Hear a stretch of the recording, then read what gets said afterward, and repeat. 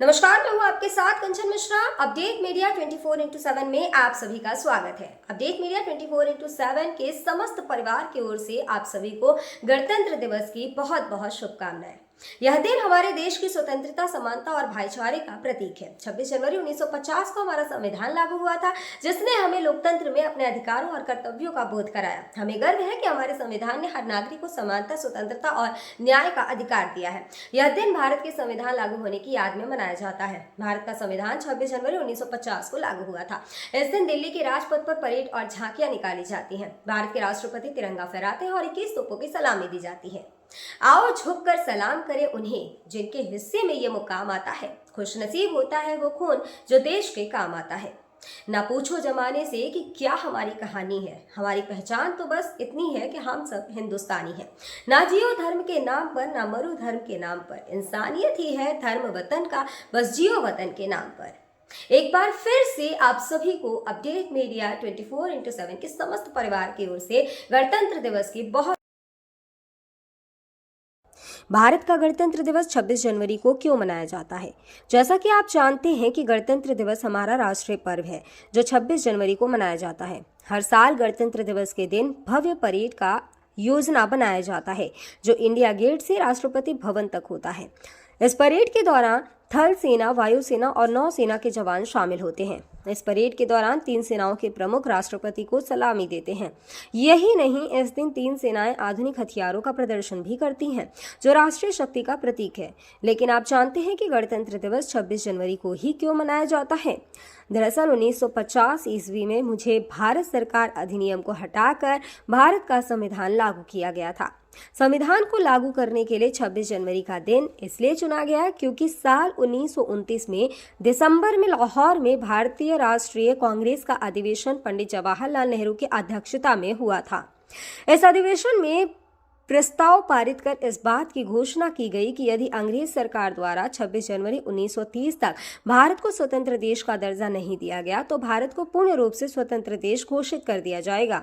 जब अंग्रेज सरकार ने कुछ नहीं किया तब कांग्रेस ने 26 जनवरी 1930 को भारत को पूर्ण स्वराज घोषित कर दिया।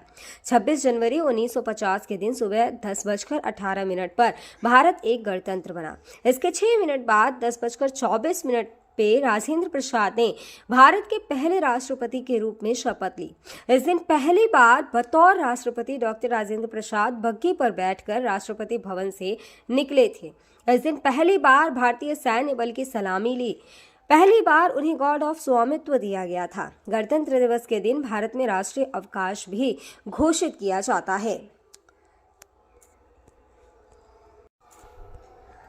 यह हमारे देश के लिए बेहद ही खास पर्व है। साथ ही यह हमारे लिए बेहद ही गर्व का विषय है कि हमारे राष्ट्र को एक गणराज्य के रूप में स्थापित हुए 76 वर्ष पूरे हो चुके हैं। देश की संप्रभुता और एकीकरण को दर्शाने वाला यह त्योहार हर भारतीय के मन में देशभक्ति की भावना का संचार करता है। 26 जनवरी 1950 21 तोपों की सलामी के साथ तिरंगा फहराते हुए राष्ट्रपति डॉक्टर राजेंद्र प्रसाद ने स्वतंत्र भारत का स्वनिर्मित संविधान लागू किया। भारत के नए युग की शुरुआत के साक्षी देशवासियों सहित सी गोपालाचारी, जवाहरलाल नेहरू, सरदार पटेल जैसे गणमान्य बने। मात्र 3 साल पहले आजादी की सुबह देखने वाले देश ने अपना संविधान बनाकर विश्व को अपनी संप्रभुता का परिचय दिया। हालांकि ये डगर इतनी आसान नहीं थी। इतिहास के पन्नों को टटोले तो मालूम होता है कि स्वराज के साथ ही अपने संविधान, हक और हुकूम की लड़ाई बेहद चुनौती भरी थी। दरअसल अंग्रेजों की गुलामी से त्रस्त देशवासियों को प्रथम विश्व युद्ध के दौरान एक सुनहरा अवसर हाथ लगा जब ब्रिटेन की ओर से मदद की गुहार लगाई गई। भारतीयों ने सहर्ष प्रस्ताव स्वीकार किया और वर्ल्ड वॉर में ब्रिटेन के साथ खड़े नजर आए। यह उद्देश्य के साथ कि उन्हें आगे चलकर अंग्रेजों की हुकूमत से आजादी मिल जाएगी। लेकिन एक बार फिर अंग्रेज अपनी बात से पलटते नजर आए और आजादी के बदले लेकर आए भारत सरकार अधिनियम 1919। इस अधिनियम का असर ये रहा कि देश के कुछ बड़े प्रांत में दोहरी शासन प्रणाली व्यवस्था लागू हुई। इसके तहत स्वास्थ्य, शिक्षा, कृषि जैसे विषयों को भारतीय मंत्रियों के सम्मुख सौंप दिया गया था। वहीं दूसरी तरफ से सैन्य, रक्षा और विदेशी मसले जैसे अहम मुद्दे वायसराय के अधिकार क्षेत्र में रहे। इसके अनुरूप भारतीयों को यह आश्वासन दिया गया कि इस अधिनियम से पड़ने वाले प्रभावों का विषय में भविष्य में आकलन किया जाएगा। अंग्रेजों के इसी कदम ने जमीन तैयार की साइमन कमीशन की। जो साल 1928 में भारत की धरती पर दाखिल हुआ। साइमन कमीशन ने बड़े ही नाटकीय अंदाज में संवैधानिक सुधारों की समीक्षा कर अपनी रिपोर्ट तैयार की। लेकिन अब समय बदल गया है। अब देशवासी अंग्रेजों के बहकावे में नहीं आने वाले थे, क्योंकि स्वराज के साथ साथ अपने संविधान की मांग भी धीरे धीरे देशवासियों के मन में परवान चढ़ने लगी थी। साइमन कमीशन रिपोर्ट के बाद देश भर में जमकर आंदोलन हुए। इसे शांत करने के लिए ब्रिटिश सरकार ने राउंड टेबल कॉन्फ्रेंस का आयोजन किया। हालांकि देश के सभी वर्ग के नेता इसमें शामिल नहीं थे, इसलिए ये एक असफल प्रयास सिद्ध हुआ।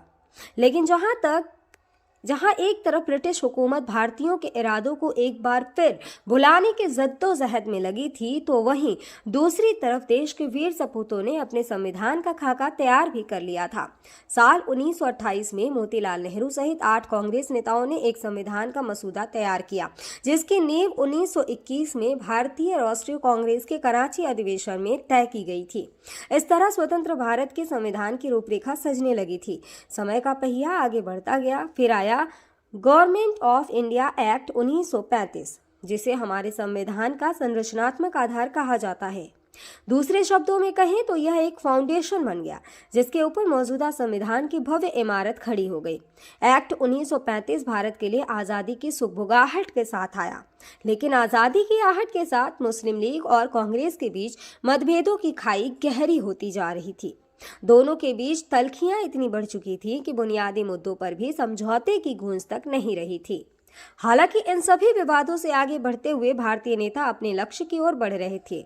दूसरे विश्व युद्ध के दौरान 1945 में सभी पार्टियों की सहमति से संविधान का प्रारूप तैयार कर लिया गया था, जिसे सार्वभौमिक वयस्क फ्रेंचाइजी स्वतंत्रता और समानता के साथ अल्पसंख्यकों के अधिकारों की रक्षा का विशेष ध्यान रखा गया था।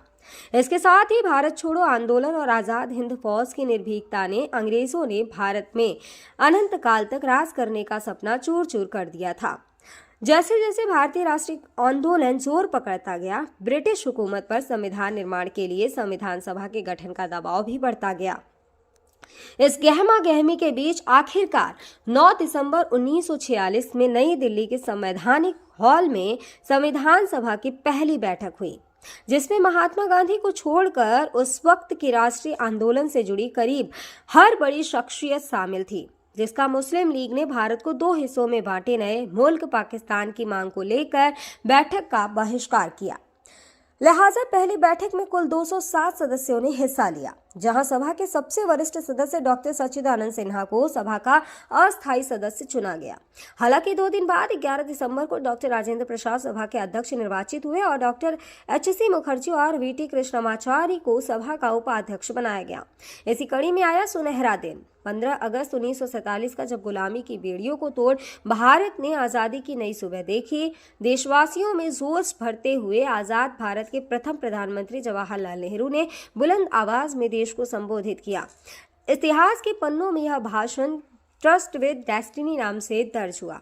इसके साथ ही तेज हुई संविधान निर्माण की प्रक्रिया। आज़ादी के बाद चुनौतियों में इजाफा हुआ।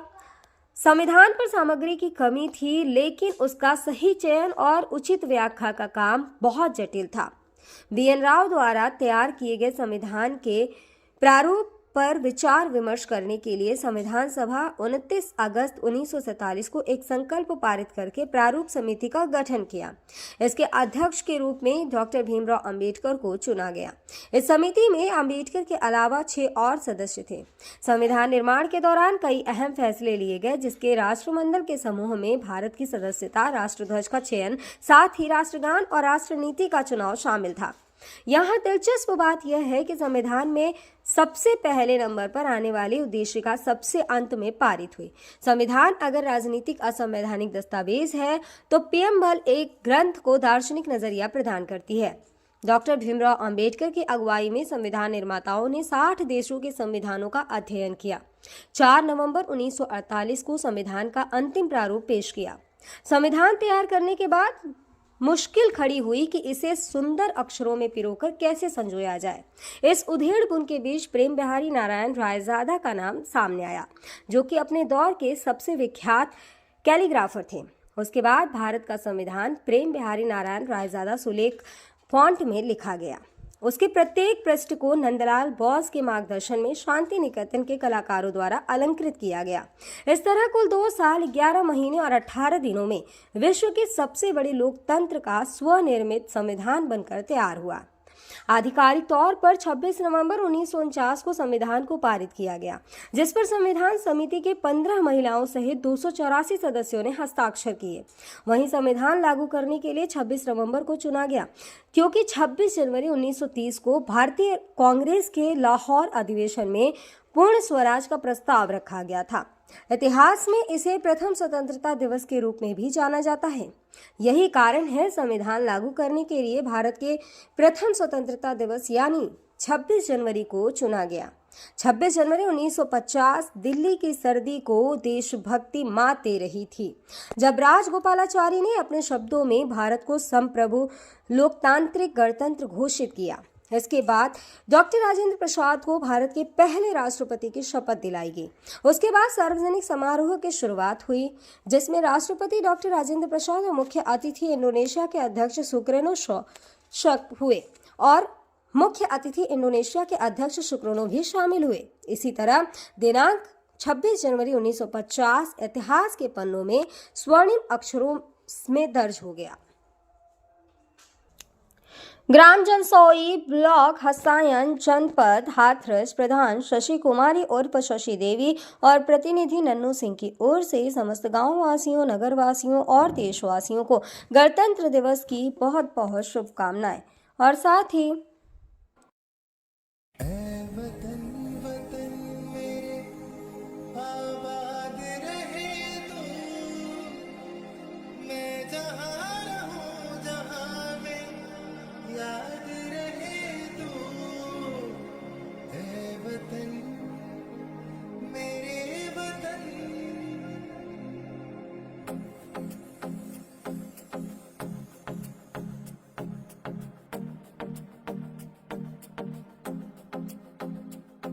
मेरा रंग दे,